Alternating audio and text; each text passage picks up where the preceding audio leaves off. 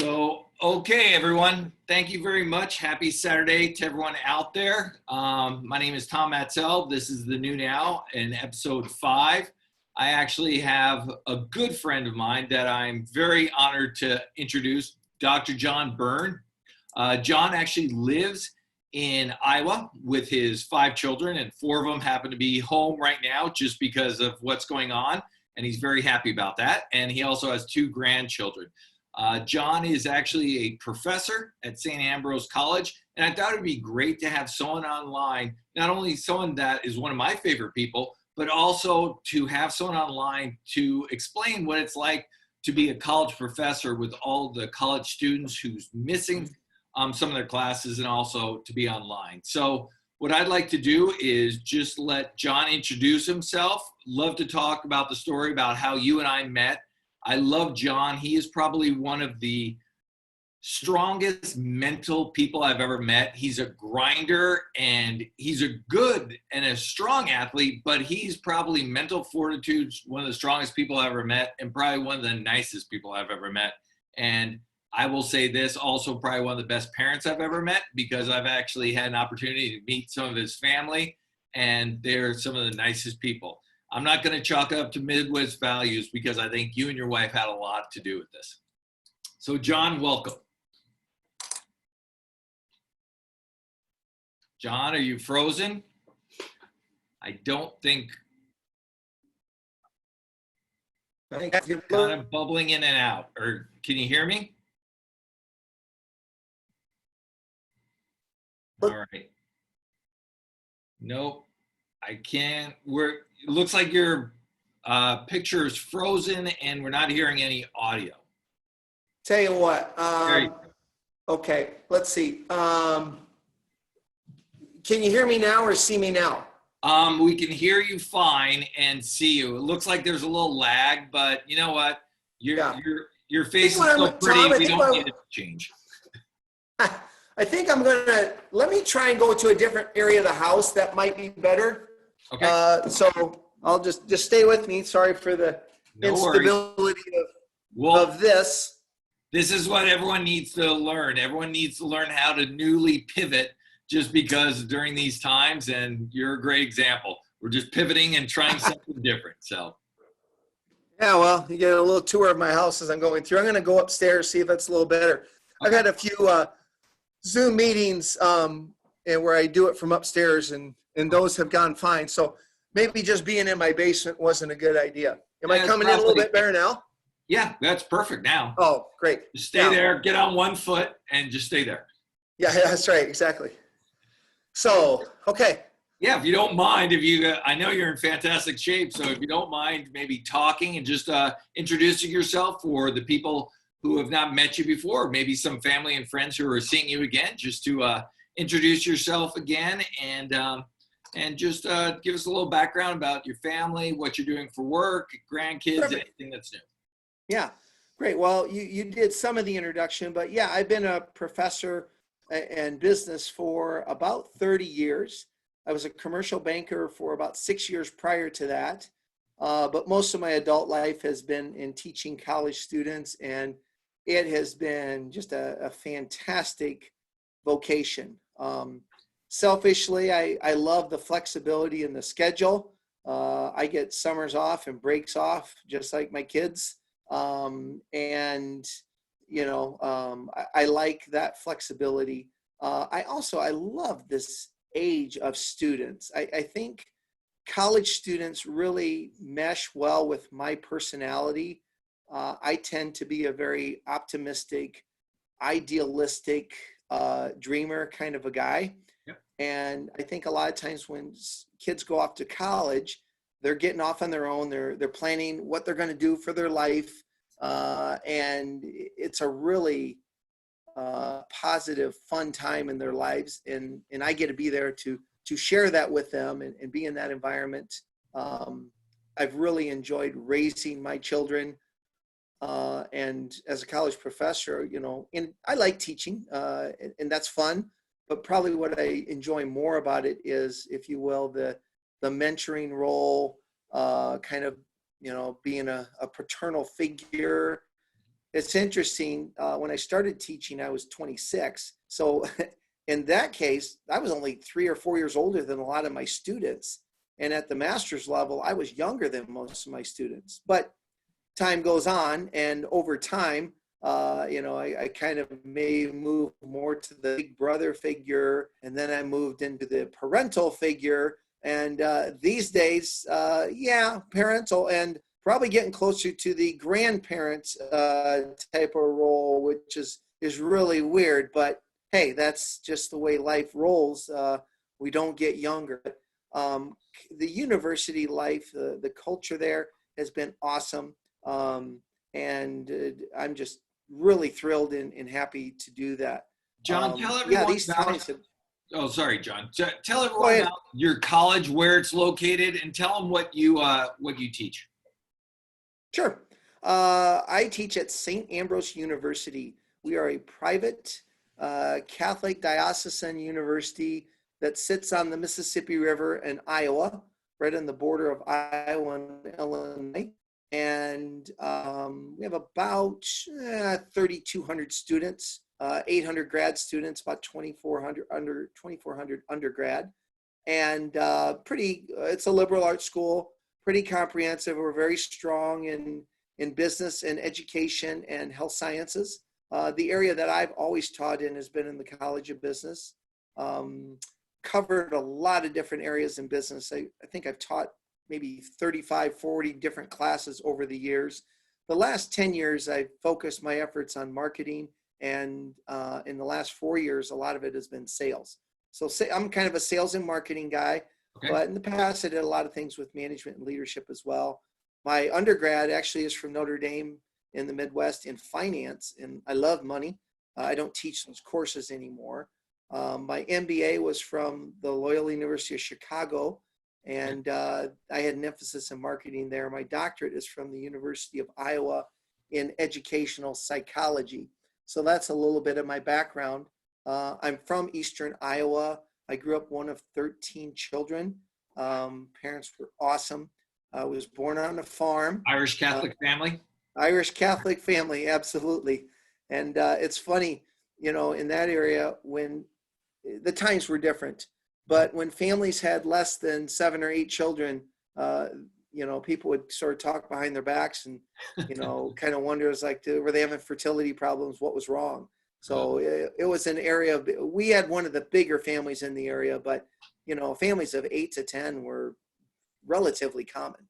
So grew up in a really close-knit working class family. Still very close with my siblings today. Most of them.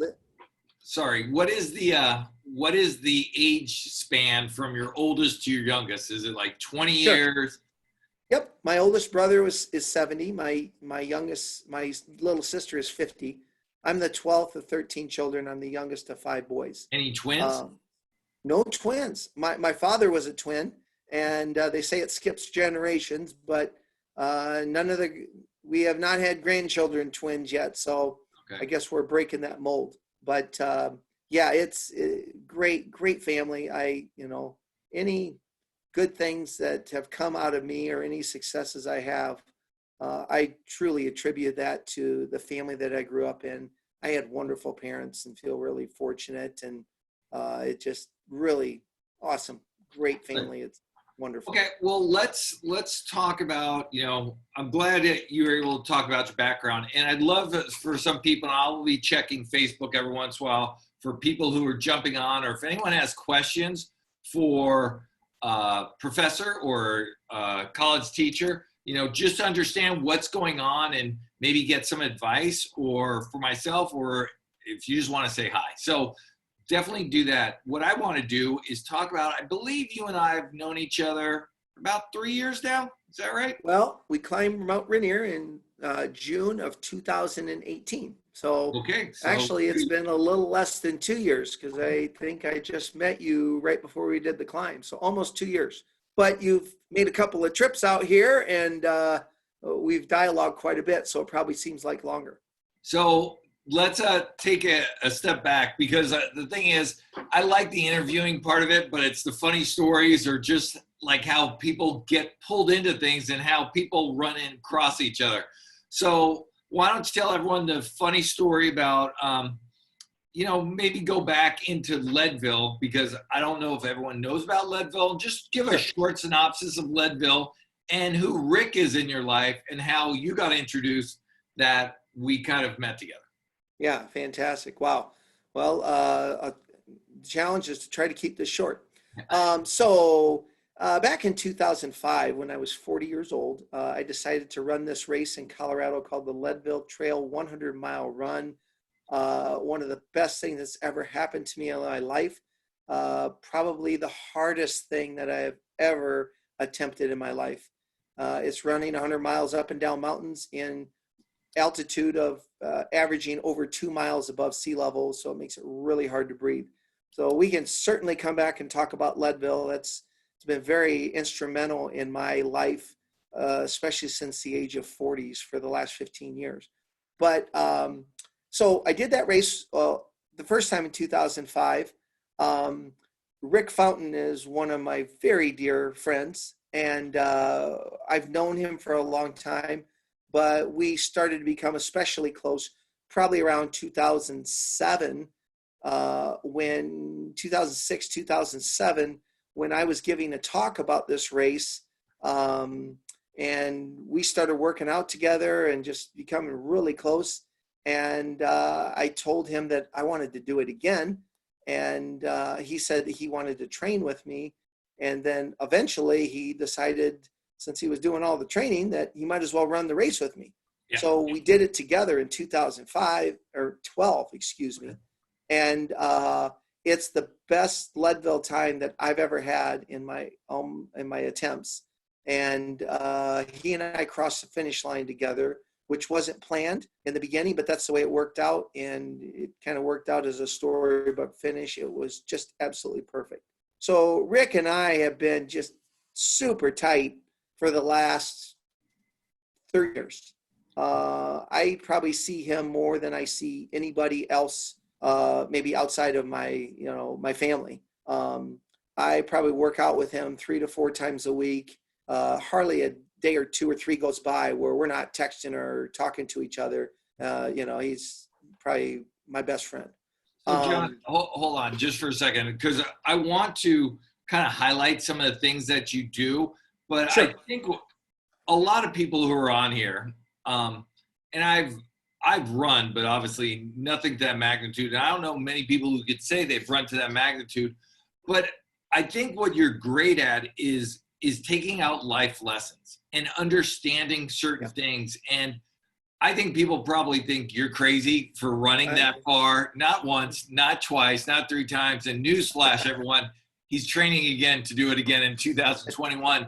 But really, people might think you're psychotic of putting your body, your pain, your life on hold to do this.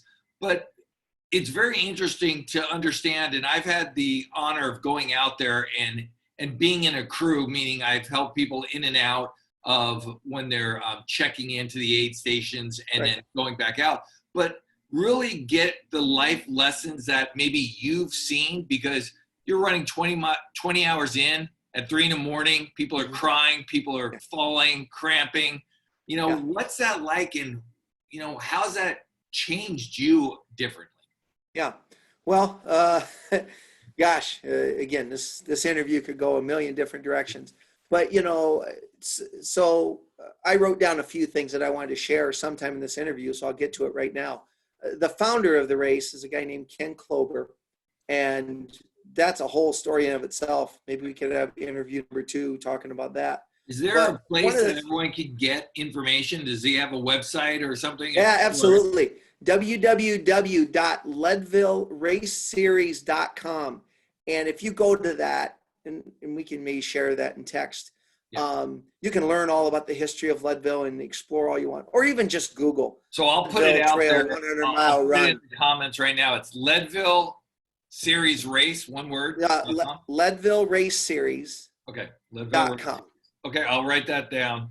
Or just Google Leadville, Leadville 100-mile run. I mean, tons of stuff will pop up. Okay. So this race started in 1983. But one of the things that, at the pep rallies and trying to get ready for the race, he has this quote, and his quote is, "You are better than you think you are, and you can do more than you think you can." And I remember the first time I heard it, I was like, yeah, that sounds nice. And I mean, I kind of believed that, but it really didn't impact me until I crossed the finish line of my first race. And I thought about all the things that I had done to train for this thing and just the Herculean effort I had to get through that race. And it just made me feel really empowered, really powerful, really good. It was like, wow, I ran 100 miles through the Rocky Mountains. And I'm not really a runner. Today, I guess I probably should call myself a runner, but back then I wasn't. And you find the bottom of your stomach in this race. It tests you like nothing has ever tested you. It is so easy to want to give in, to give up. You're hurting. You're in pain. You're tired. Was this race more physically or mentally taxing? Yeah. Okay. So I always chuckle at that question because how can you say this race isn't physical? It is physical. I mean, it's physical. It's the hardest thing I've ever done. That being said, it's mentally and emotionally harder than it is physically. And I think what happens is, you have to have the mental toughness to put yourself through the training so that you can handle the physical part of it. But, you can be super mentally strong, but if you don't prepare for this race, if you don't go out and, run for 4-6 hours at a time, you don't get in your 50-mile weeks, you don't get in a 70-mile run, you don't do those in preparation for the race, your body's not going to be prepared. And as mentally strong as you want to be, you're probably going to get shut down. If you don't consume calories during the race, you can be the toughest minded person in the world, but your body's just going to give out on you, and you may want to take a step forward, but your body won't let you to do it. So physically, you have to prepare for the race. But what happens a lot, Tom, is there are people who actually physically have the tools, and they've got the athleticism, they've got the ability, maybe even some of the running experiences, and they won't finish. And they usually fail because mentally or emotionally they check out, or they just reach a point where they can't overcome it, and they succumb to the temptation of quitting. My body hurts, my body's tired, I don't want to do it anymore.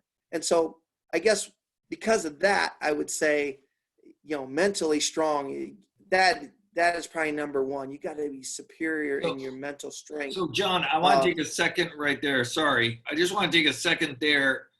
Like I said, a lot of people aren't going to have the opportunity to, or want to, run the race of this magnitude. But how could someone sharpen their mental toughness if they're not running the race? Because there are children, there are teenagers, there are people who have children or retirees. They want to work on their mental toughness and fortitude, but they're not going to run a 100-mile race, Absolutely.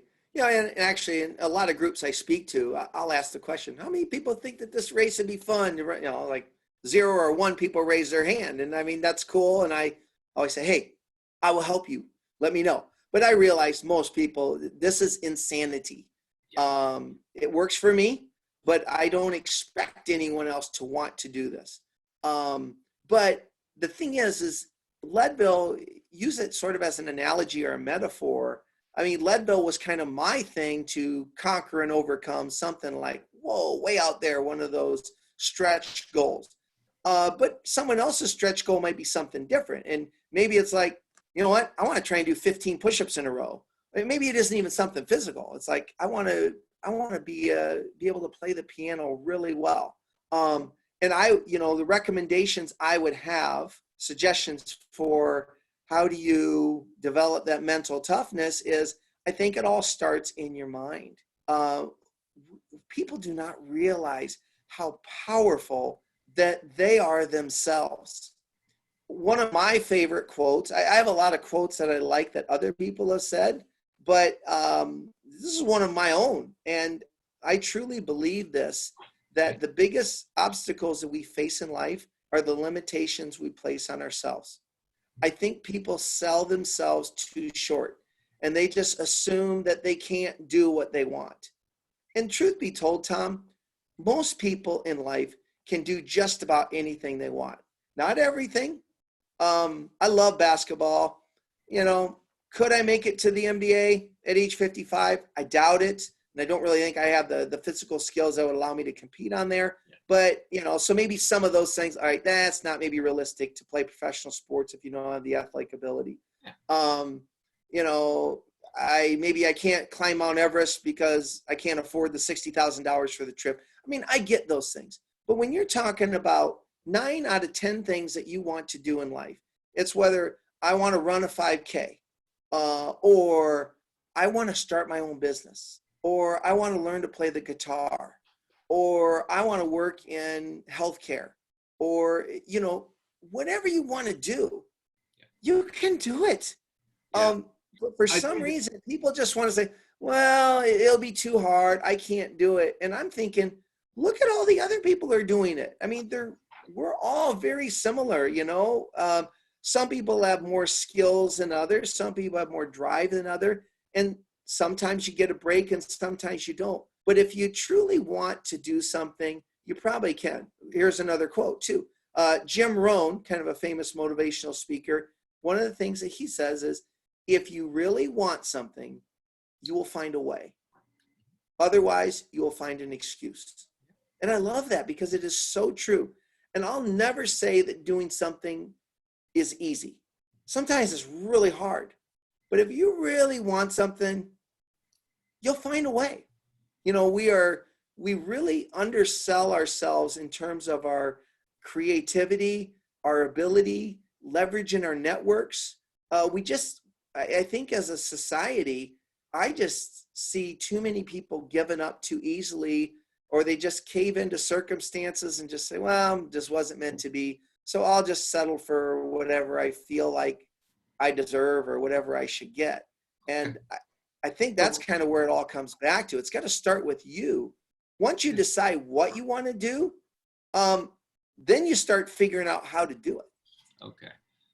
I think you're right on the head. I think you've done something that probably helps a lot of people, but you probably didn't realize it, or maybe you did. I think what happens, especially when we're younger, we have a lot of voices in our heads, our family, our friends, our teachers, our mentors. And if they're positive messages or negative messages, they get into our subliminal. And as we get older, we might think, oh, I want to save money. But if we grew up in a household where our parents always said, money's the root of all evil, nothing good comes out of money, we're going to self-sabotage ourselves.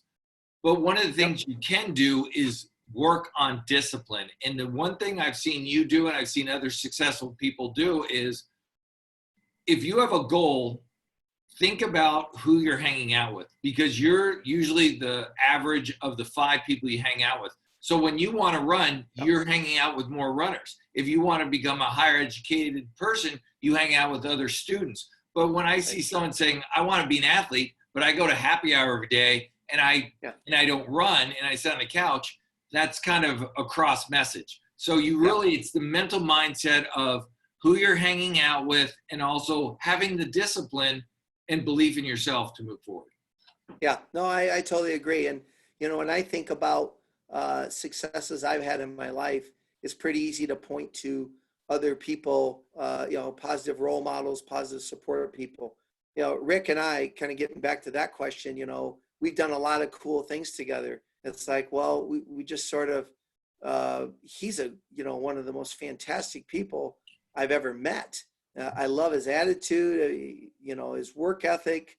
You know, he's just so easygoing. And I think in some ways I probably have some of those characteristics as well, which probably makes us enjoy being around each other so much. But, you know, we've achieved some things that, wow. And we push each other in a good way. But yeah, you know, for example, Rick and I did run Leadville together. No reason he probably would have ever done that if I hadn't, you know, asked him to do it. I mean, he didn't know anything about it. And part of why he trained with me was because he liked me. And once he started doing it, it's like, okay. And then I tried to mentor him and help train him through it. And he's a phenomenal athlete and super tough-minded. So that's why he was successful at it. So going back to one of your original questions, kind of how I got to know you. So yeah, Rick and I did the Leadville thing. We did some other stuff. And then through Rick's business, his coaching and health nutrition business, Yoli, he had become very good friends with our good friend, Darren Falter. And Darren is a mountain climbing nut. He's climbed mountains for 20 years and absolutely loves to do it. You And just then cut out obviously, mountain climbing. He's just a nut. No. yeah. Love Darren. And you and Darren went to grade school together, so you were lifelong friends. So Rick had come out, I think, in 2017. Darren had invited him to climb Mount Rainier, and I believe on that trip, it was you and Grant and Darren and Rick and darn it, the Katie, young gal, Maria. the teacher, Katie, and maybe some others. Maria, yep. And that's how you got to know Rick. And then you guys decided to do it the following year, and Rick asked me if I would join him. And it's really funny, Tom, because I think mountain climbing's cool. It has never been just a part of my life. I mean, I don't skateboard. I don't really, play bridge. I mean, we all do different things. I've just never mountain climbed. I've done other things, but it's never been on my bucket list. We don't have mountains in Iowa, so it just really hasn't been that much of a deal. Other than I ran mountains in Leadville. But, I figured, gee, Rick did all these Leadvilles with me. It would be fun. And why not? So I guess I did just say, why not? And so he and I started training for Mount Rainier. We'd throw 75 pounds in our backpacks and we'd hike up and down hills and just get used to carrying heavy weights in our backs. And I think I had met Darren, but didn't really know him that well. But I thought it would be a neat challenge, and I said yes. And so we did it, and we had success, which was phenomenal. And one thing I would say about Rainier is it was really hard, very different than Leadville, because we weren't running, we were climbing, but we were climbing a lot more. We were climbing in very cold conditions. We were climbing with a lot of weight on our back, and there was snow, and I had a scary incident with my fingers where I thought I was going to lose a couple of them from frostbite. And give a shout out to Grant for saving you. Yeah, thank you, Grant. But after during and after the experience, it was such a great time getting to know you guys, and it felt so good. I mean, I wanted to get to the top of Rainier. Why not? That's why I went out there. But, I know Darren had tried it a few times and hadn't made it. And it was very important to me to want to help him achieve something that was really important to him. And so being part of that team was a pretty moving experience. I thought it would be great, but it was even greater than what I imagined. And after we, descended, I think that's kind of really when it hit me how special an experience this was to do this with you guys, and how proud I was to have summited that Mount Rainier, because it's a tough mountain. And just the camaraderie and the challenge was really wonderful. And one of the things that made me think about was, a lot of times when we achieve our own goals that we originate, it's really cool. And I'll still say that. But here was an instance where I had an open ear, an open mind, because of something Rick suggested to me. He said, let's do it. It'd be fun, and I think you'd enjoy it. And rather than just myself thinking, well, I don't know, I don't really climb mountains. No. Yep. Although I think I did say no to him in 2017. But I said yes in 2018. The idea that I listened to someone that I respected. I opened my mind to try something new, and it ended up being one of those high points in my life. But I never would have had that if I wasn't open-minded enough to consider it. And so, that's something I guess I would like to share with other people too. It's like, be open-minded, to, other people's ideas. Be open-minded to the idea that you actually can and maybe will achieve something that is really fantastic. I'm going to get this quote wrong, but it's kind of famous, but they talk about, in life, the biggest regrets people have usually are not the things that they tried and failed at or tried and went wrong. The biggest regrets most people seem to have at the end of their life is when they look back and say, I wish I had tried this. Maybe it would have worked, maybe it wouldn't have worked. But what I really regret is that I didn't try it. Well, And we can take a lot of wisdom from people at the end of their lives. I mean, they're in a pretty clear thinking moment, and so we should heed that advice.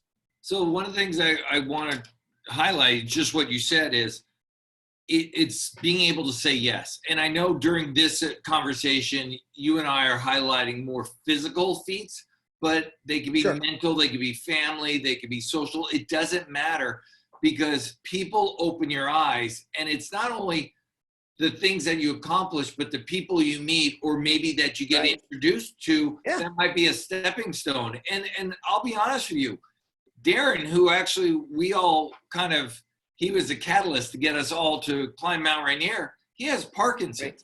So it is not easy for us, but for him, it's super hard. But his determination, his willpower and discipline got him up there. So for people to think, oh, well, that's fine for John or for Tom or other people, but that's not me. You can do whatever you realistically can achieve. You can't do certain things because of physical or maybe monetary elements or time, but really open yourself up and learn how to say yes, not to things that are going to hurt you, but things that are going to stretch you, because that's how you're going to grow. When you start accepting things that make you feel a little uncomfortable, you're going to learn that you're going to get life skills that are going to help you in different areas, because you're getting introduced to things that you weren't aware of before.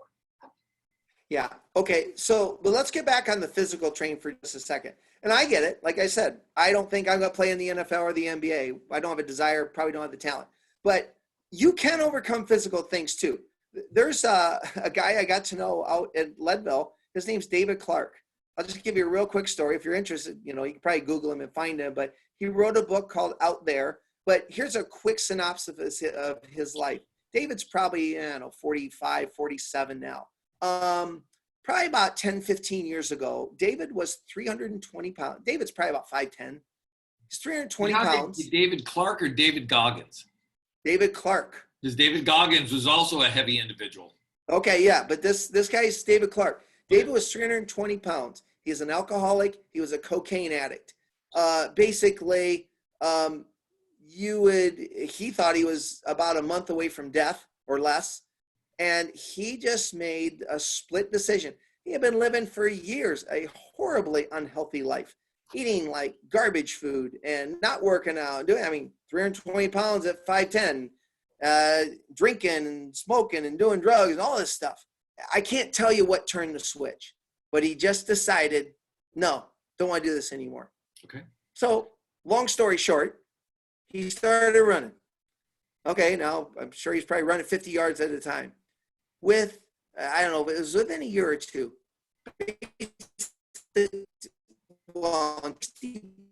Of his body weight. He changed to a plant-based diet, didn't do drugs anymore, that kind of stuff. He finished second at Badwater, which is one of the premier ultra running races in Colorado or Utah. He's finished Leadville multiple times, and it's a really interesting story. But the reason I bring that up is, if you were to say, oh, well, gee, I'm 320 pounds, I'm drinking and I'm doing drugs, there's no way I could be an ultra runner. Well, this guy did it. So even when people say, oh, my knee hurts or I'm overweight, I'm sorry. And I've had great knees, so I probably not the greatest empathizer with that. But other people have overcome physical things too. And if it's something you want bad enough, I think you probably could do it. Not to say that you're going to win first or finish second at Badwater, but you could certainly probably make a whole lot of progress from where you are from a physical standpoint.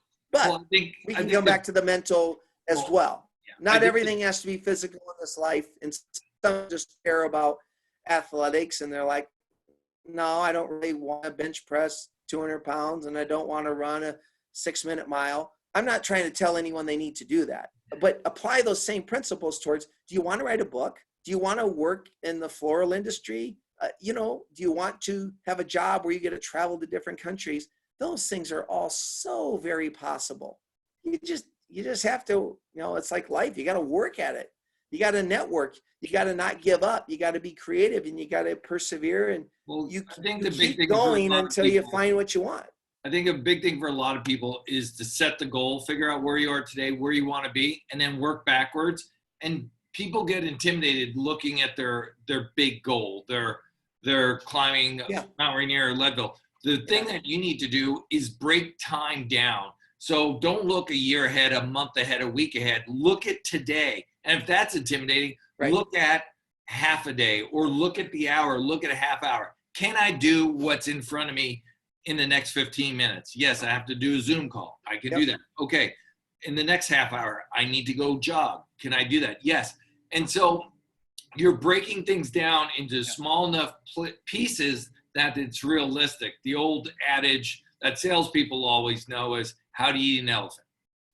The answer is one bite at a time. How do you accomplish a goal? Same thing. You chop it into small enough pieces, you can do any little piece, and you do enough little pieces, it gets bigger, bigger, bigger. Now, not saying you're ultimately always going to get your goal, but you'll get a lot closer than you are today. Yeah. One of the goals that kind of a big one for me was, this is, almost 9-10 years ago. I decided I wanted to do 100 push-ups in a row. To me, that was really intimidating. Like, wow, how do I do this? And so my pretest was, well, how many can I do? I did 34. It's like, well, that's not bad, but geez, that's only 1/3 of the way there. So then I started jumping on a program. And of course I didn't do 100 in a week or two, but I started working out, doing push-ups. I would do different sets of them, and over time, my 34 went up to 50. Then it went up to 70. Now, if you're at 70, 100 doesn't look so impossible anymore, does it? But at the beginning, it looked impossible. So you're right. You need those intermediate goals. And that was a goal that I actually did achieve. And I went past it 16 push-ups. But if you asked me at the beginning, how do you do 116 push-ups? I'm not really sure. But it was a goal I committed to. I believed in myself. I was willing to put the work into it. And it took me about 5 months to get it done. But there was a day that happened. I got it done, and it felt so good. And that's where I think social media has not been a friend to a lot of people, because everyone likes instant gratification.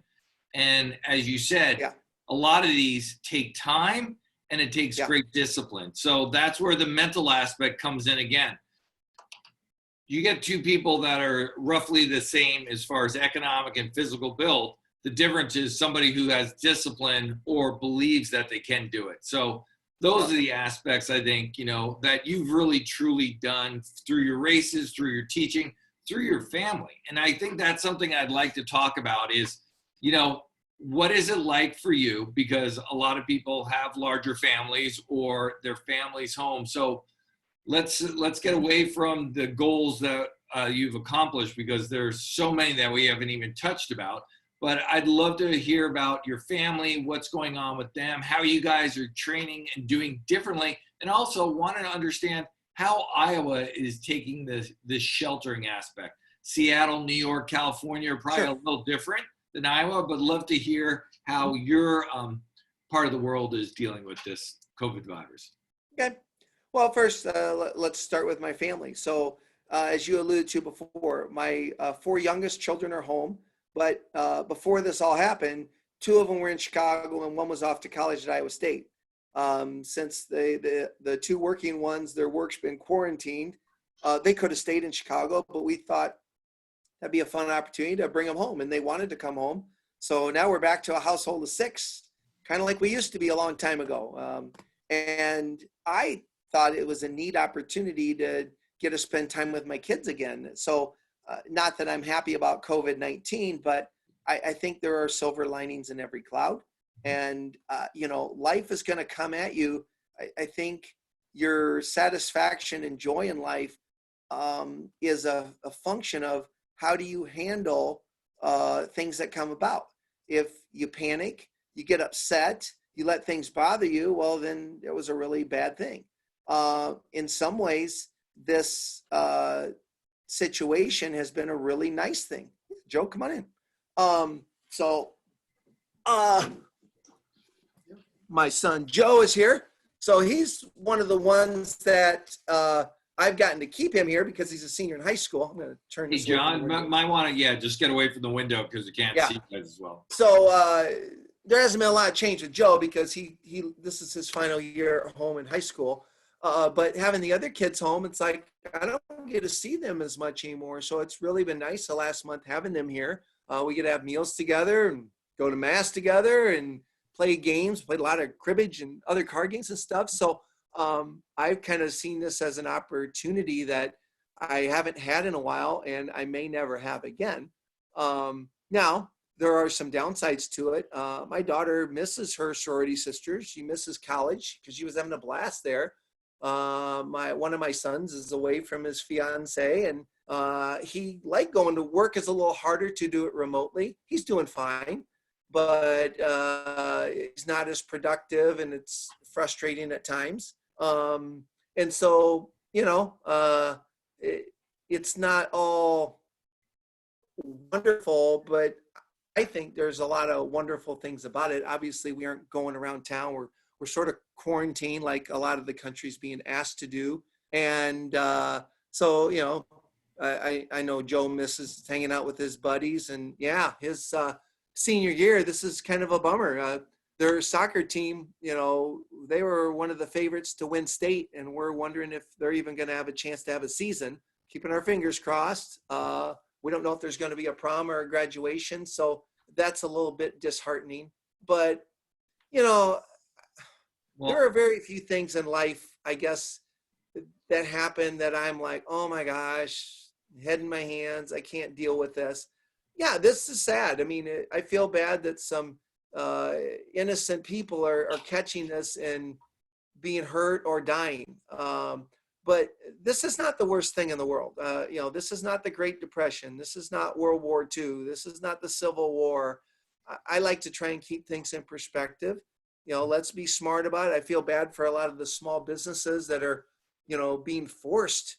The government's actions, which are intended to help us as a society, are killing businesses. They're not allowed to be open. So I feel really bad. I'm glad the government's come through with some stimulus programs. And I think that's appropriate since they were sort of mandating things that are causing harm there. So, John, I want to take time just because I know Joe's here and I want to take advantage of him, but I don't want to take too much of his time. And I want to introduce Joe because I've had the great opportunity of meeting Joe. And I'm not saying this because his father's there or anything else, but Joe is probably one of the most outstanding young people I've ever met. He was a stud athletically, and that's great and stuff. But scholastically, but the thing that really stood out about Joe was he was a person who's a teenager that as an adult, I would like to hang out with. Most teenagers, and I'll say this about myself, I'm not going to say it about everyone, was a moron when I was in high school. I only cared about myself and I wanted to hang out with my friends and do stupid things, But Joe is so humble, so giving of his time, and so caring. And this just speaks to the fabric of the person Joe is. And I also think, it has a lot to do with his family and his parents because they instilled great thoughts and provoked great examples. And my parents did the same thing, but, I kind of went off the deep end and figured things out in life. But I just wanted to take for instance, to talk to Joe since he was around because where John and I are similar in age and we've had our own life experiences, Joe's life experience is limited. And this is going to be a great kind of definer of especially his senior year. Because as most people know, your senior year is great because you're the top dog and you go to prom, you go and do all these things. So I'd love to hear from Joe, how life has changed for you, your friends, how you're staying in contact, what's going to happen. And then also tell everyone the great news. I'm so proud of you, and I thank you for what you're going to be doing for our country coming up. So I'd love you to share that too. Yeah, so to address my future career options right now, I'm going to go to Iowa State in January, but this fall I will be attending boot camp because I enlisted in the National Guard. So I will be spending the fall with them, fall and winter, training to be a soldier. And yeah, the opportunity that this quarantine kind of thing has given me, it's all about perspective. It sucks that probably won't get a soccer season or the full soccer season I was expecting with some of my best buddies. And we've been working hard for this and had a rough basketball season. So I was looking forward to bouncing back and looking forward to excelling on the field. But this has given me an opportunity to train a lot for boot camp, a lot of running with my dad and a lot of push-ups and stamina stuff, as well as learning insignia ranks and just different military code stuff. So it's all about perspective. It can't be an AP chem with my best buddies and out at soccer practice 6 hours later, but it's given me a chance to chase other goals I have, such as being an honor grad at boot camp and maybe making Ranger school. So I've had the opportunity to go with some of those things. And then also I think it's provided a neat aspect on life. People always think that things are guaranteed. 3 months ago was positive that we were going to be in the state championship game on June 3rd and be playing against the team and win it. But nothing's really guaranteed in life. And I think this quarantine reveals two types of different people. What types of people that kind of shut down when they don't know if things are going to happen or not. And then people who keep working just in case things do happen, just because they like to work hard.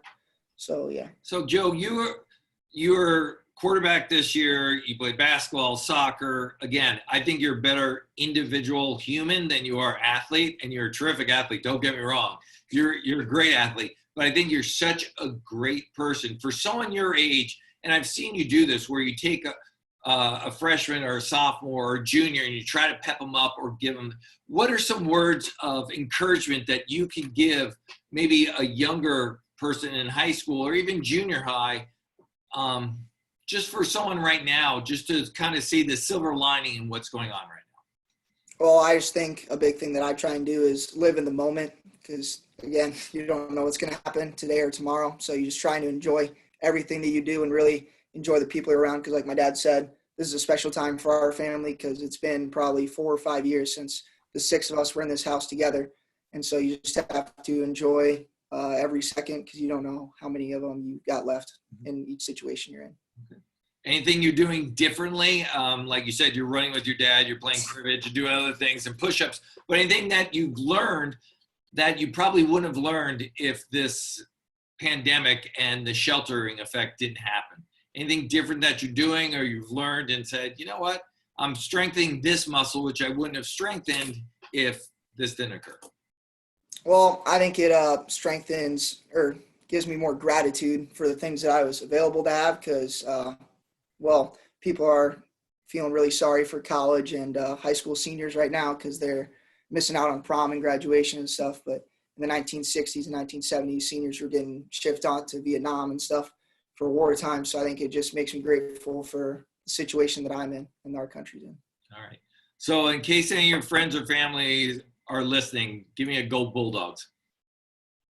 Go Bulldogs. That's a high school. Yeah, and I think when he gets back to school, if he gets back to school, you know, and Joe's always liked school, but probably appreciate it even more. And I'm sure a lot of kids going back to school, I mean, it's like, school's a drag. It's like, hey, you know, this is also fun. This is where you get to see people. And so, yeah, lots of opportunities there.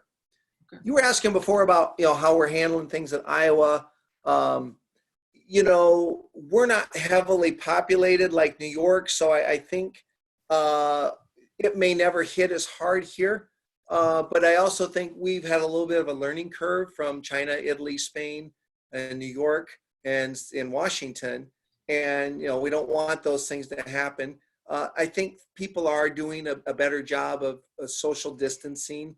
Yeah, it's kind of an annoyance, but as a result, we aren't seeing the tremendous spike that other places are seeing. And even saw in the news the other day where they're suggesting that maybe we're even, if you will, the growth rate on the cases are slowing down. And, you know, now because we've had time to learn, John Deere's just produced like 250, they're going to produce a couple million masks and whatever. So I think we're going to be able to stay on top of this so that really won't disrupt our state and devastate it as much as it has your state, Tom, or New York. So who knows how bad this will get. I'm not sure it's really going to get that bad here. And everyone's just kind of waiting for when it sort of gets back to normal, probably not expecting much before the end of May, hoping that in summer things will start to normalize, but maybe it'll be fall, maybe it'll be winter. Only time will tell on that. You'd also asked before about St. Ambrose. So we went to, like a lot of universities, to distance learning. So most kids now are at home. And so, I've changed my teaching some. About once a week, I connect with my students and we Zoom. So I'll see 20 of their faces and we'll have a conversation. And then we just do some other things where, I put out some of my thoughts on the topics. I share those with the students. They turn in assignments. In some ways, it's just like everybody's gone to an online class. But we're still trying to do some of the, interaction like, we're doing here with you, because a lot of these kids, they want to go to an online school. They want to have a teacher and they want to have someone to talk to. So we're still trying to fold some of that in, but I don't think it's been that difficult. It's just like a lot of things in life. You just adjust. It's like running Leadville. You got your plan, but the plan's not going to work out the way you want. So how well do you adjust is very important. And I think with this COVID-19, how well do we adapt? How well do we adjust? And that's what I would like to suggest to people. Not that they're not having difficulties. I'm sure they are. But come on, we're better than this. We defeated the British back in 1776 when we didn't have the manpower, we didn't have the advanced weaponry. I mean, we're Americans. We find a way to make it work. And I think everybody in the world can do that too. But like Joe said, this is an opportunity. Every day is an opportunity. How do you respond? Nobody should expect that life should just lay down in front of them and be easy all the time. This is just a different challenge we're facing. So how do you make it work? So there's some things that are better now. People don't have to, gas prices are going down. They don't have to drive to work. They don't have to go out to lunch. They don't have to go to the dry cleaners. I mean, there are some things that are better about this. You got a chance to spend more time with family. You have a chance to reflect more. So it's just like, how do you want to respond to this? Do you want to see the opportunity in it? Or do you want to wallow in self-pity and be fearful? And you have the freedom to do whatever you want, but that second option doesn't appeal to me at all. All right. So what I want to do, I want to be conscious of our time, and I know I've taken over at least 50 minutes from both of you. What I want to do is thank you guys for this opportunity, because again, I'm trying to get people from different parts of the country, different ages, different ethnicities, different jobs, different genders, just so everyone can hear from hopefully somebody like themselves, not on this conversation, but maybe the next or maybe previous ones, but also how life is for different parts of the country. So I want to be very thankful for this opportunity to talk with you both. And I want to give you an opportunity, and Joe and John, both of you, if there's anything you want to promote, anything that you have coming up that you want to talk about or say, in 2 or 3 minutes, please. If you have a website, if you have something coming up, that's great. Joe, if you have a Twitter handle, people can get a hold of you or whatever, that's fine. If not, no big deal. It's just, I want to give you guys the opportunity to say whatever you want to say and then enjoy the rest of your Saturday.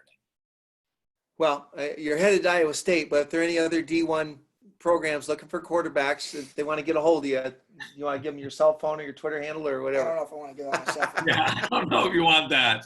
I can if anyone comments to me or sends something to me, Joe, I'll get a hold of you or your dad. Okay. Yeah, we thought it was going to be Mike Leach, but I guess he left Washington State, huh?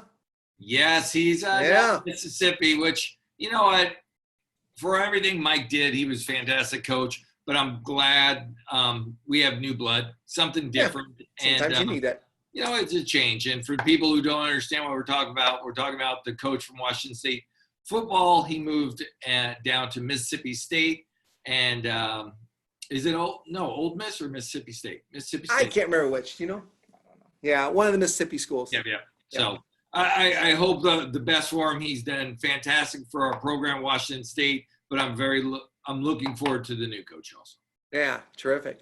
Well, you know, so you had asked about kind of some things that are going on in my life. And Tom, I owe you a special thanks. One of the reasons I ran Leadville in the first place was I've always had an interest in motivational speaking. And as crazy as it sounds, I thought I should try and do something remarkable, which might give me a platform to speak to people from. And that's really the reason I did Leadville in the first place. And so after I ran the race, I was like, well, I need to write a book about this, what a cool experience it was, what I learned from it, and how to inspire people to try and go do the things that they want in life. And I had some good periods where I was doing some great writing, and I started doing some speaking, and that's been wonderful. But I kind of got sidetracked on my book, and I really was struggling with finding time and wrapping it up. And when you and I met in 2018, after we climbed Mount Rainier, you sort of mentored me into finishing my book. And actually, as of a few weeks ago, basically it's done. I got to clean up a few things on it, make sure I got the right title and get the right pictures in there and stuff like that. But hopefully in the next few months, I'm expecting that my book will be coming out, which I'm thrilled about. Do you have a about. website or anything up that people could follow you or I'm sorry? Do you have a website or anything that people can follow you or check in on? So my business site is www, everyone is it, successisworking.com, all one word. And you can find me on Facebook, and you can find me on LinkedIn, John Byrne, Byrne. At St. Ambrose University. I'm pretty easy to find. But, Joe, does your dad say that one of my What? Does your dad say the internet? Kind of like www? Yeah. That. How do you do this interwebs thing? Yeah, exactly. So I'm excited about getting the book out there because I love speaking to people, and I'm always interested in speaking to groups. So if anyone watching is interested or knows someone who would like someone with some heartwarming, inspirational stories to try and help people in their purpose on the top, leadership, goal setting, teamwork, those kind of things. I've done a lot of that speaking. I think I do a pretty good job of it. Okay. But those are a couple of things that I've got going in my life. Good. And follow me on social media, and would love to field any interests or inquiries, and always interested in networking with other people. So, but yeah, Tom, a thank you for this interview. A thank you for kicking my butt and helping me get this book done. It's funny, I can train for 100-mile races, but I had trouble wrapping up a book that I've been working on for 15 years. It's insane. Well, not a problem. And Joe, I'm going to do this for you because you're the youngest in your family, and I'm the youngest too. And so a lot of the youngest children never get to end something and get the last word. So I'm going to let you have the last word to say anything you want to say. And then you guys, I want you to enjoy the rest of your Saturday. Last word, a lot of pressure. No, just send some good words and prayers my way. I'm not really sure what this next chapter, I know a little bit, but not completely what this next chapter of my life holds for me. So just some prayers and grace through that, and then prayers and grace and safety to all you guys listening. Thanks for being here. Listen to my dad and Tom, two great guys. Hope you learned something along the way.